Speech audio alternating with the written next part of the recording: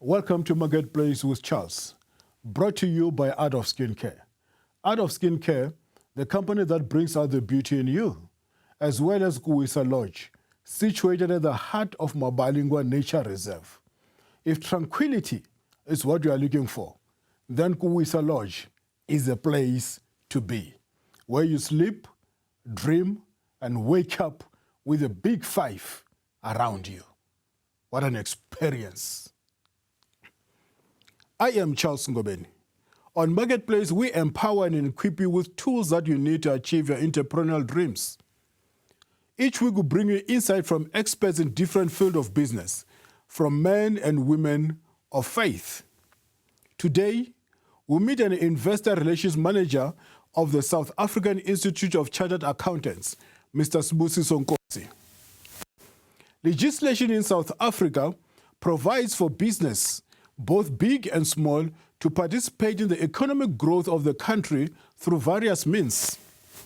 Business people throughout the country have the opportunity to place their business on the road to success by taking advantage of this legislation. However, a lack of knowledge has rendered many businesses to a stagnant situation where they could not flourish and becoming meaningful contribution to the economy. There are various benefits arising from such economic growth that everybody can benefit from. My guest today will try and help us and help many business people out there, many entrepreneurs, to share some valuable information. Sibusiso, welcome to Marketplace with Charles. Thanks for having me, Charles, and hi to the audience and the viewers out there. Can you briefly tell the viewers out there what SAICA ED stands for and what's your role within SAICA ED? Okay, so SAICA ED is an entity within SAICA. So SAICA is the South African Institute of Chartered Accountants. So what SAICA ED falls under the nation building division of SAICA. In simple terms, basically, SAICA decided that they want to mobilize the chartered accountancy profession to actually get involved in national imperatives such as enterprise development, which is exactly what we do. So we mobilize chartered accountants to get into the businesses, black-owned small businesses, and assist small black businesses with their expertise, which is around financial excellence, essentially. And my role as investor relations manager is to make sure that we have enough funding to run these programs. You know, we are not funded by SAICA, even though we are an entity within SAICA. They do provide us, obviously, with the working space and various other pertinent resources. But what we do is we go out to corporates to actually source funding. So I'll be the guy who's sitting in front of the corporate and looking for those checks. So in other words, if any of your colleague is fired because there are no funds, you are the person to be blamed. You know what? Yes. I'm bullet number one. Yeah. People, when they don't get bonuses, they look at me funny. That's a joke. My colleagues are going to kill me. But yeah, essentially, I have to make sure there's enough blood running, you know, in the company in terms of funding for us to be able to do these, you know, mobilize the profession to do these wonderful things that we've been doing. That must be a great task on your shoulders, because every business needs money. Everything that is there needs money to be sustainable. You may be having great ideas, creative ideas, but without funding, nothing will, you'll just be frustrated. That's it. And I think that's why, if you look at SAICA Enterprise Development, what we decided to do is we decided to focus on financial excellence, exactly for that reason. What we found out is that small businesses can't access funding. And it's not that there's no funding out there. And we picked up all of the various issues in terms of why they can't access funding. So most of them would be because they don't have financial records, so they don't have financial history. Some of them would be compliance. And with our financial excellence program, this is the expertise that sits with our chartered accountants. They can get into your business, start building proper financial records for you, and start putting all of the compliance in place so that when you go to these big funding institutions, you actually, you know, have a better chance of accessing funding. You know, I think South Africa has got a lot of money. Yeah. There's a lot of funding available there. Yes. But the challenge is the lack of knowledge and how to access them. You know, it's just like there's a lot of water in South Africa, a lot of streams, a lot of rivers, a lot of soap, and yet you still get people who do not even bath. I think I fully agree with you. You know, the argument about funding and it not being available, I understand where the perception is actually coming from. I think SMMEs have become very negative when it comes to the funding space. You know, people have been applying for funding, they have not been receiving funding, and sometimes we don't even understand what financial institutions, what they stand for. You know, people will go to a wrong institution looking for the wrong kind of funding. And with our financial excellence program, this is what we're trying to curb. We're trying to make sure we're all about access to funding at the end of the day. And if you look at the profession of a chartered accountant, the knowledge and the expertise, it sits exactly right there. In other words, you have got a key, but you're opening the wrong door. You've got a key and you're opening the wrong door. And we see it quite often. People will go to one institution and ask for the incorrect kind of funding as well. So that's also a very big problem, you know. But also, in my personal view, I feel like sometimes these funding institutions are not clear in terms of what their mandate is. You know, you do get obvious ones that will tell you, you know, upfront they're focused on industrial development, they focus on infrastructure, you know, whereas with many others, they start looking so common and you do not understand what it is that they're looking for. But also, funding institutions in South Africa also don't know what their qualifying status is, because it looks like they keep on shifting the goalpost, you know. So at SAICA Enterprise Development, we make sure that we sort of like safeguard each and every angle for these entrepreneurs by bringing in this big expertise when it comes to financial excellence. You know, currently, I am working with business partners. I'm opening another restaurant. I am getting a 0% interest loan. That is very interesting. In other words, they are giving me money, and I am bringing back their money with no cent extra on it. And you know what? I think that's one of the great initiatives that were brought by Broad-Based Black Economic Empowerment, especially on the enterprise development side, where companies are now able to do interest-free loans in order to get their points on their BBBEE scorecard. But you need to have this kind of knowledge. And for that matter, through business partners, they don't just give it to any industry. It must be a franchised business. You know, so if you have got all this knowledge, you have got the right key, you open the right door, you'll always be a success. Yeah, and that information is very difficult to access. You know, it's conversations I have every time. Yeah, but that's why you're here. Yeah. Okay. I'm hoping I can educate people. Let's not waste more time. Yes. Because the information is difficult to get. Let's give them the information. Yes. Right. Let's zoom into triple BEE. What is it, triple BEE? Because I get confused. There was BEE. There was double BEE. Now we're talking of triple BEE. What is that? It does get confusing. So I'm just going to run you through a very, very, very, very quick history. So, you know, when we got out of, you know, Operation Apartheid 2003, there was BEE, Black Economic Empowerment. So this one essentially focused on the ownership element and the management control element. So what this means is that the country was saying that all of the companies should at least have 25% Black ownership, and those Black owners should also be involved in directorship of the company, you know, strategic decision.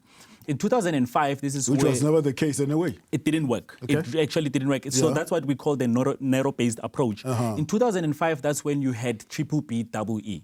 So that's when the draft triple BBBEE codes came through. So they looked further than ownership and management control. This is where stuff like employment equity came in, skills development came in, enterprise development came in, preferential procurement came in, and socio-economic development came in. So that was the birth of triple BBBEE. It was gazetted in 2005 to 2007. It was a draft code, so it wasn't formally gazetted by DTI. 2007, in fact, it was formally gazetted by DTI. And what this essentially meant is that companies had to do certain initiatives within them in order to get their BEE points, and your BEE points would determine whether you work with government and other big corporates or not. So if you're doing good, your BEE contribution level will be level 1. That means you are empowering Black people in different areas of your business.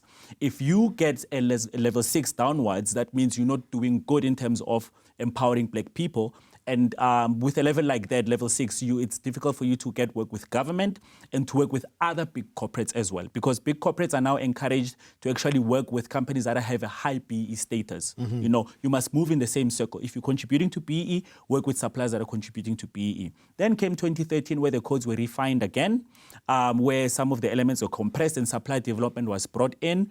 But basically, if you look at 2007, that was the milestone. That was the birth of BBBEE. Yeah. What's the definition of black according to BBBEE? So the definition of black is a little bit complicated. Yeah. Okay. So we're looking at Africans, which is us, the blacks. We're looking at coloreds, and then we're looking at Indians. Yeah. Then there was a little bit of a complication with the Chinese now being recognized as black as well. And that's because there's an old legislation that actually classified the Chinese as coloreds. So therefore, if BE saying colored is black, that means everybody who was classified as colored has to be black as well. So that's where the whole Chinese issue came in. But also, if you're looking at somebody who's coming out of South Africa, and then you have to check that they were in South Africa before 1994. So we're talking about our other black African brothers, you know, your Congolese, Ghanaians, and etc. If they were in South Africa before 1994 and got naturalized before 1994, that means they were part of fighting the struggle. Therefore, they will also be recognized as black. However, if they came into South Africa after 94, they wouldn't count as black. Take me through the misconception of BBBEE. Yeah, okay. I'm going to share with you my favorite one, Yeah. which is my daily debate, actually. This is where people basically say BEE is about taking incompetent black people and putting them in high position or giving them jobs within a procurement or a supply chain. Yeah. It irks me because competency has a lot to do with BEE as well. So when you see somebody getting a BEE position, I mean, you're looking at big corporates these days, they you know, you've got a lot of black females getting into, you know, those high executive positions as well. And then if you read their profiles and you read their calibers, it's not people that got picked up in the street and were actually put there for the sake of BEE. Those are the people that come with the knowledge and the expertise, and they've actually built their brands to be there. So the biggest one is as if companies are now forced, as they put it, to go around the corner and pick up just any black person they find and name them as CEOs. Very, very, very big misconception. There's a lot of competency that actually goes into it as well. You know, you don't need a black person who will just stay there as a statue, as a symbol. Yeah. You must contribute. Yeah. You must be intellectual. Yeah. But at the same time, it needs to be developed. Yep. I think our cricket, our rugby club, National Rugby Club, they've done so well. Yeah. Look at the transformation which has been there. Yeah. The guys who are playing our rugby, the blacks who are playing our cricket, they're doing very, very great. Yes. But there has to be a lot of support, a lot of development underground.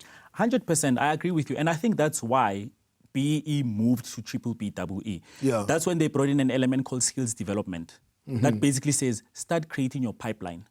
If BEE says you have to have a certain percentage of black senior management within your company, use your skills development element to actually start building those people to get into senior management position. That way you start scoring your points for employment equity as well. So the scorecard was written by people that are actually very clever. It took a very long time. It's very scientific. It's very calculation based. It was written by people that are very smart. It was written by big brains, and that's why it looks the way it looks. Obviously, people try to cut corners, and then they come back and they say BEE does not work. It's not that BEE does not work. It's that your strategy around BEE is not working. So we can't say it's the legislation that's actually failing. It's people that are failing. Well, after the break, we are going to dwell much into BBBEE and how it can help you.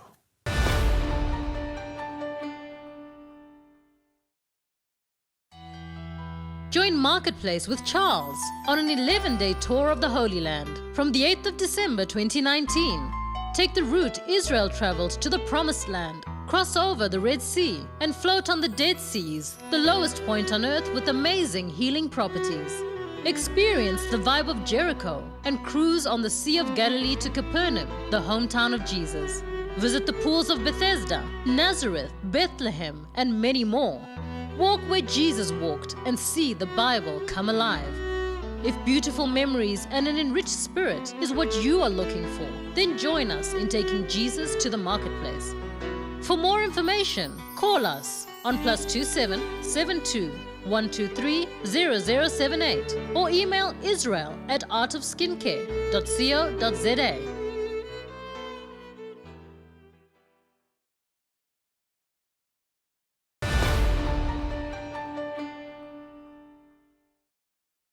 Welcome back to Marketplace with Charles. I am still sitting here with my lovely guest, Sibusiso. We are discussing BBBEE and how we can benefit out of it. Everybody can be a success. Sibusiso, we can't take it for granted that every business person understands what economic growth entails. Can you unpack that?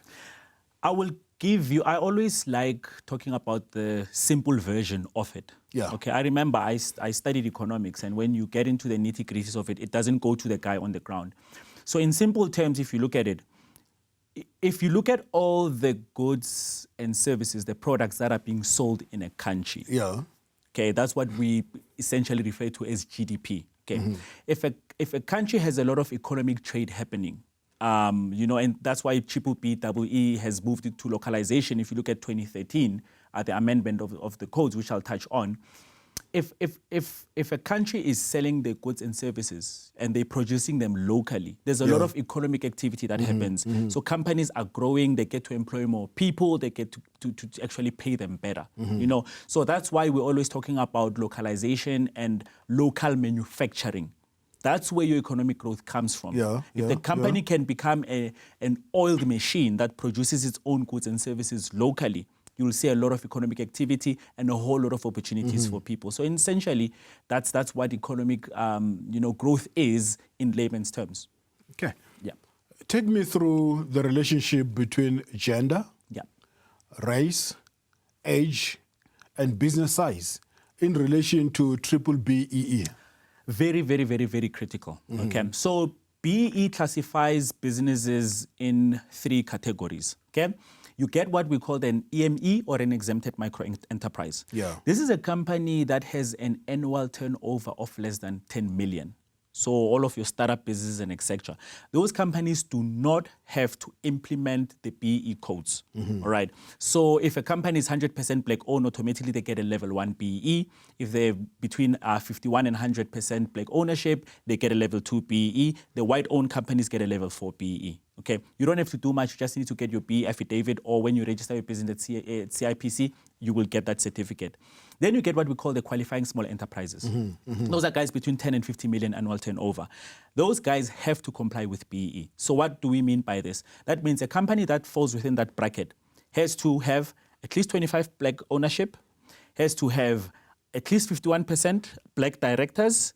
It has to do employment equity, which means it needs to have black management. It needs to have do skills development initiatives. It needs to do enterprise and supply development, and it needs to do socio-economic development as well. So there's certain things that they have to put in place within their company in order for them to comply with BEE, and they will get verified by a BEE verification agency. It's just like an audit to check how they've been doing on these 5 elements, and then they will be given a level 1 to level 6. Generic companies are those with an annual turnover of over 50 million. They also have to comply with BEE, but their scorecard is much more difficult because they are the big boys. We expect them to actually do more.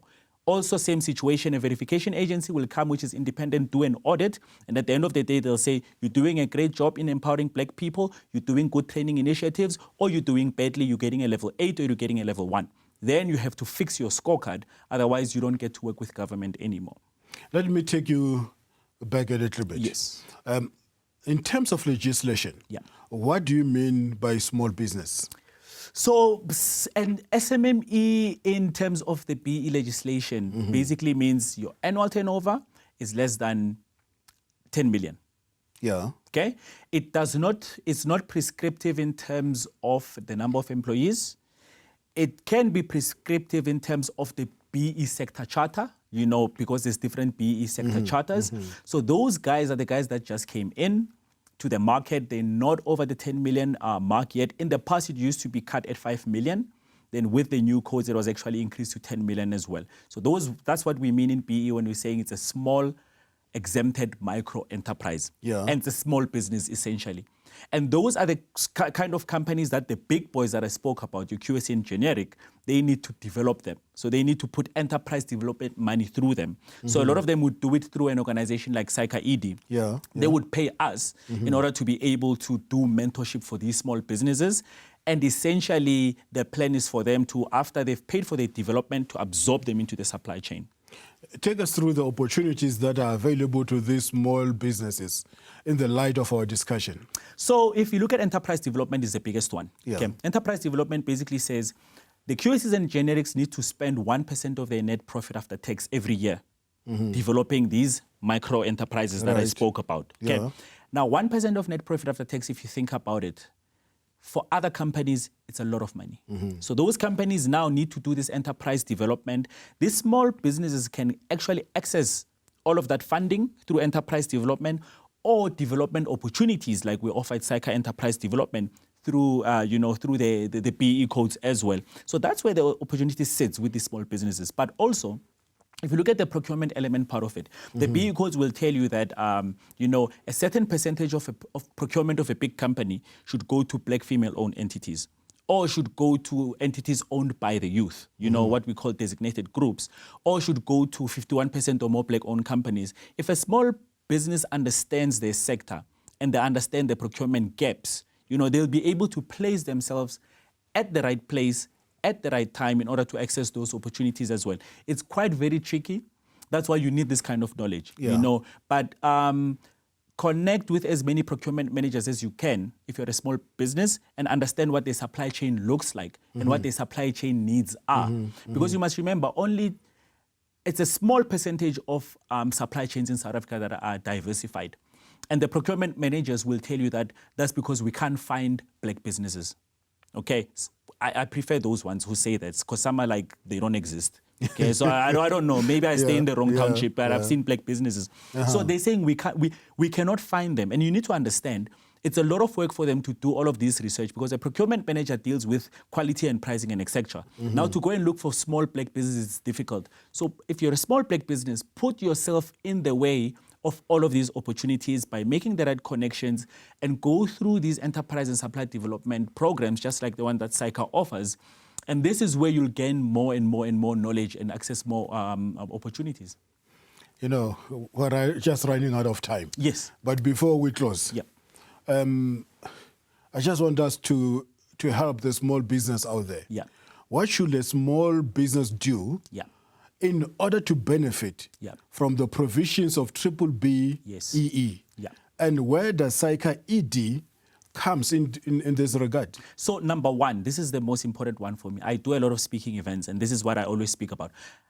Number one, make sure you understand the supply chain of the big corporates. That will tell you exactly where you need to fit in. It requires a whole lot of research, But if there's a big business you want to work with, understand what the supply chain needs are. Where does your business fit in? Number two, understand who would have a vested interest in you. A company would rather give you enterprise development funding if they know you're going to be making a lot of money. So it's like, I grow you so that you can grow me.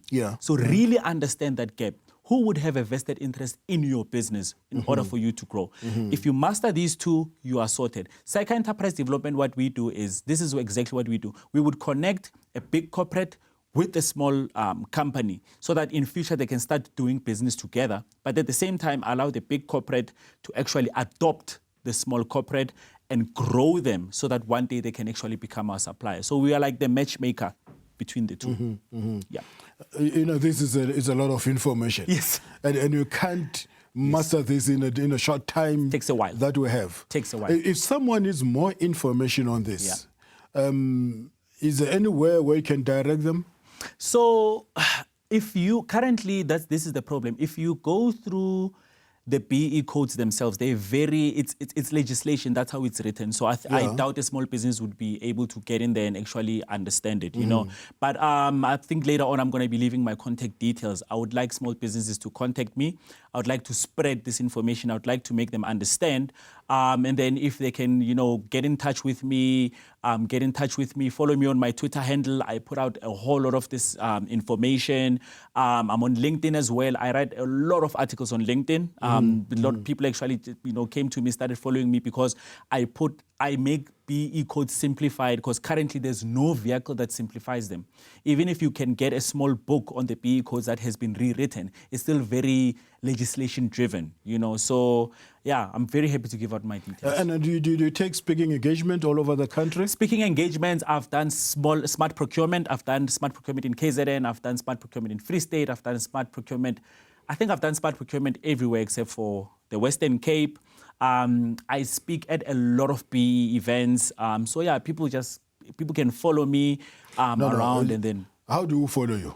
So if give us that information. So if you want to follow me, if you are on Twitter, you can go to @Sibusiso Nkosi _. On my LinkedIn, Sibusiso Nkosi, just look for Sibusiso Nkosi from SAICA Enterprise Development. You'll be able to access all of my articles, 100% free. Email me, sibusisoN@saicaed.co.za. My direct line is 011 479 0617. I'm very, very, very happy to engage with everybody. It was great to have you, Sibusiso. Thank you a lot. Thanks and for I having think me. Our viewers out there, they have been helped. Thank you very much. Thank you for having me. You are smart and you are great and you are going places. Thank you very much, sir. Good. Thank you. Well, viewers out there, that's all the time we had. Remember to join us on our tour to Israel. We are departing on the 8th of December. You'll never regret. The Bible will just become alive. You can also get hold of me on charlesngobeni.com, or you go on Instagram, Charles_Ngobeni. You can also go on Facebook and like me. I'll be happy to interact with you. Don't forget, this episode, you can always catch it, go over and over it on our website, on our Facebook, we'll have it there as well, and also on our YouTube channel. God bless you. See you next time, same place.